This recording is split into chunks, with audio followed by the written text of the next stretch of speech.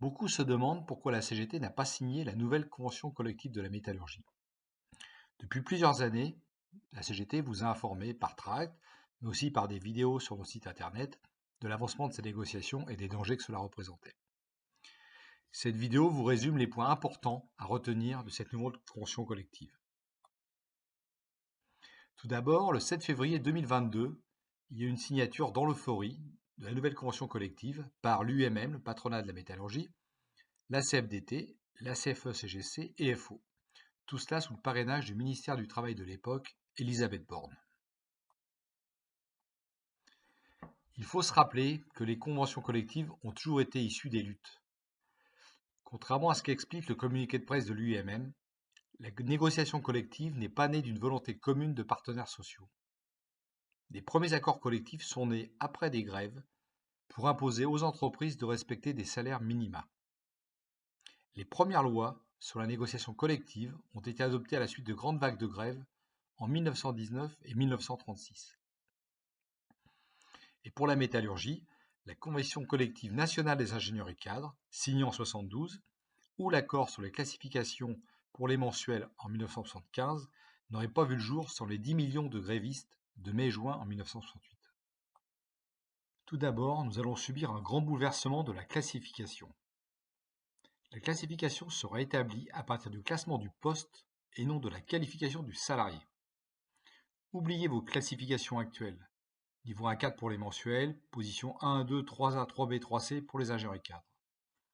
Vous serez classé en fonction de votre poste avec une grille d'évaluation de 1 à 10 sur 6 critères: complexité du poste, connaissance, autonomie, contribution, encadrement et communication. Et votre diplôme ne vous donnera plus qu'un niveau d'accueil dans la nouvelle grille, mais sous certaines conditions assez restrictives. La première conséquence sera des carrières aléatoires. Votre diplôme et votre expérience acquise ne détermineront plus votre évolution de carrière. Vous n'aurez plus d'évolution automatique de votre classification. Tout se fera au bon vouloir de l'employeur. Si votre poste n'évolue pas de nouvelle classification, et donc potentiellement pas d'évolution de votre rémunération. Pire, vous pourrez même être déclassé et pour des raisons économiques, votre salaire révisé. Aujourd'hui, on observe des carrières qui évoluent généralement toujours positivement, avec, c'est vrai, une stagnation en fin de carrière. Demain, avec la nouvelle convention collective, votre carrière évoluera en fonction de votre poste. Si votre poste est mieux classé, avec plusieurs responsabilités par exemple, votre classification montera, peut-être aussi votre salaire. Par contre, si vous êtes mis au placard, si votre poste a moins de responsabilités, votre classification peut descendre et éventuellement votre salaire peut être révisé à la baisse. La CGT avait proposé d'étendre à tous les salariés ce qui existait pour les ingénieurs et cadres pendant les 10 premières années de leur carrière, c'est-à-dire une évolution automatique tenant compte de leur expérience, ce qui fait qu'on aurait pu avoir pour tout le monde une évolution de carrière minimum tous les 4 ans, garantissant ainsi comme ça une progression tout au long de la carrière professionnelle. Mais cette convention collective, elle a aussi des régressions sur d'autres thèmes pour l'ensemble des salariés. Là, on vous résume en quelques lignes les points qui nous semblent importants, mais il y a beaucoup plus d'informations à obtenir via nos tracts ou nos sites internet. Donc, par exemple, au niveau des mensuels, les heures supplémentaires, aujourd'hui, le plafond passe à 450 heures par an au lieu de 220 heures par an. Ce qui peut être intéressant pour les salariés pour gagner plus, mais qui peut amener à limiter des embauches et à épuiser et à pressuriser un peu plus ceux qui sont en poste actuellement.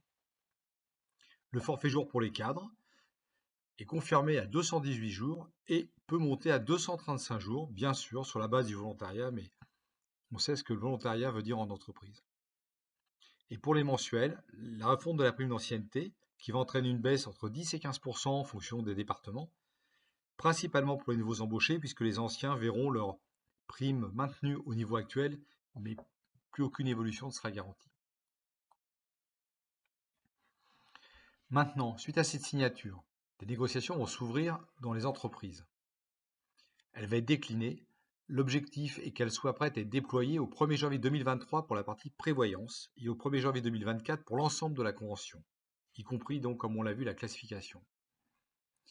Sans aucun doute, nos directions en profiteront pour renégocier le statut social des salariés et pour le mettre en conformité avec la nouvelle convention, entre autres sur le nombre de jours de congés d'ancienneté, sur leur vitesse d'acquisition, sur les congés enfants malades, les primes d'ancienneté, etc.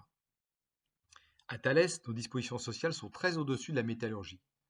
Et ce différentiel impacte les bénéfices des actionnaires. C'est ce que nous dit la direction financière. Donc notre direction va vouloir s'aligner sur son nouveau référentiel qui est moins 10 ans par rapport à ce que l'on a à Thales aujourd'hui. Ça, c'est sûr. Donc il faut se mobiliser. L'histoire l'a démontré, il n'y aurait pas eu de bonne convention collective sans une mobilisation forte des salariés.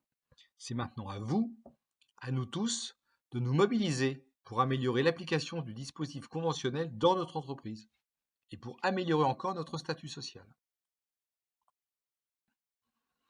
Bien sûr, vous avez certainement des questions. Cette petite vidéo ne peut pas résumer l'ensemble des points de la convention collective. Nous restons à votre disposition pour vous expliquer dans le détail cette convention collective. En plus, à titre personnel, ayant participé à ces négociations, j'ai pas mal d'informations à vous donner sur le déroulement des négociations, les avancées, les propositions et pourquoi on est arrivé là, et surtout tous les dangers que représente cette nouvelle convention collective pour tous les salariés de Thales. Bien sûr, vous pourrez retrouver toutes nos autres vidéos sur notre site internet CGT Thales LAS.